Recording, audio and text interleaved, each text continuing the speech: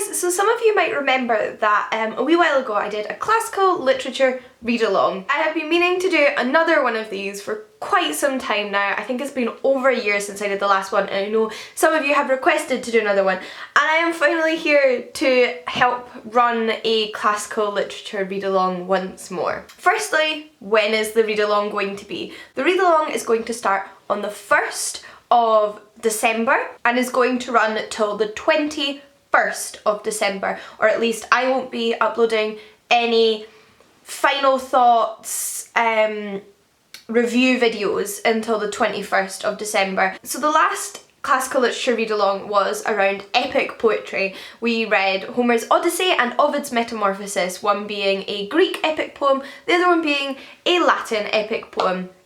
This time I decided to go for a different genre, and I have decided to make this read-along all about drama and plays. Both of the works in this read-along are Greek. One is a Greek tragedy and one is a Greek comedy. I thought that would provide like an interesting overview into the different kinds of Greek drama without being too overwhelming. And they're both by two very classic and very famous authors, and both of these plays should be very easy to get a hold of. Ideally, I thought we could read the tragedy in the first 7 days of December, starting on the 1st, and then the comedy we could read in the second 7 days of December afterwards, although like I said, I'm going to actually allot 3 weeks to it just to give everyone plenty of time to read and chat and process and get a hold of the books. Like last year, there will be a Goodreads group. Lots of you are probably already members of the Goodreads group that I created for the classical read-along last time, so I'm just going to update that for the new books we're going to be reading, and I'll link it down below. But what are the reading plans for this read-along? The first play we will be reading during the read-along is Euripides' Bacchae, which, like I said, is the tragedy of the pair. If you've heard anything about Greek tragedy, you've probably heard the name Euripides. Of all the Greek tragedians that survive, he's the one that we have the most plays of surviving. And I decided to go for the Bacchae because it's not one I've read, and I really want to be experiencing new literature myself during this read-along, and I think it will be more fun if I haven't already read it, and it will be more fun to engage in if I haven't already read it. So we're going to read the Bacchae. The play is about the god Dionysus, or Bacchus in the Latin, and that's where the word Bacchae comes from, as the Bacchae are his followers. The play is about Dionysus, the god of wine and parties, who basically drives everyone in the city of Thebes into a crazy frenzy as they become obsessed with his cult. And yeah, it sounds like a lot of fun. I've heard really good things about the Bacchae as a play, and I've been meaning to read it for ages, so hopefully this one is good. Now, the translation. Most of you probably aren't going to want to use the translation I have, because I have a copy which contains an English translation alongside the Greek. I don't know if that's focusing, but this is the Greek here. I just happen to already own this and also would like to improve my Greek. This is translated by Richard Seaford, but like I said, you probably don't want this translation. I have been chatting about this read-along with a few other booktubers, and I know they have different translations. One's using the Richmond Lattimore translation, another has the Penguin translation, and another one I would recommend is the Oxford World Classics edition translation, all of which will be good, excellent translations and absolutely fine to read. So I will link all 3 of those down below to give you an idea of what translations you might want to get a hold of.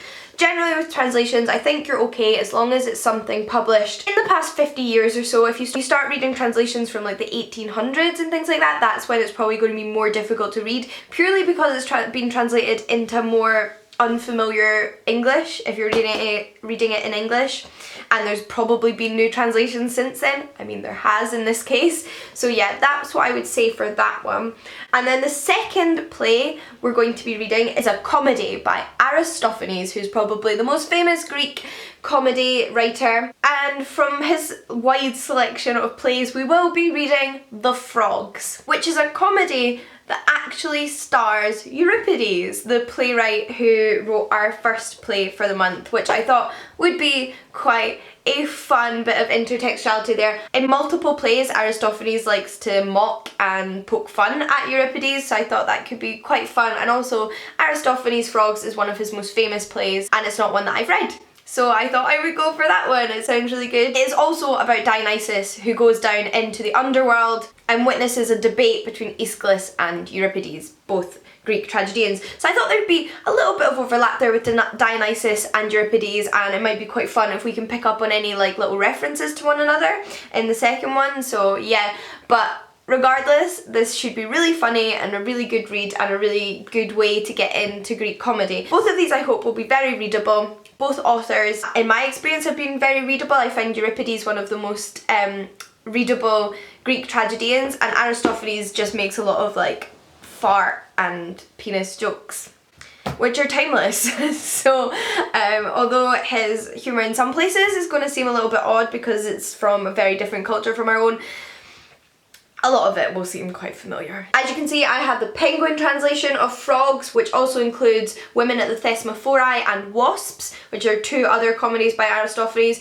but you should also be quite safe and happy with the Oxford World Classics edition, and I will link this and the Oxford World Classics edition in the description box. But yes, I hope lots of you decide to take part. Both plays are super short and should be really easy to get through and a really fun way to get into classical literature if you haven't read any before, or you haven't read much, or you just love classical literature and just want to read some more. So yeah, and like I said, once we've read the books, I will be filming some videos discussing them, and there will be a Goodreads group for us all to chat away with each other about the books whilst we're reading them. So please go and check all of that out down below and let me know in the comments if you want to take part. I would love for as many of you to take part as possible. And yeah, I'm really looking forward to reading these books with you. So until next time guys, happy reading and I'll see you all again soon. Bye!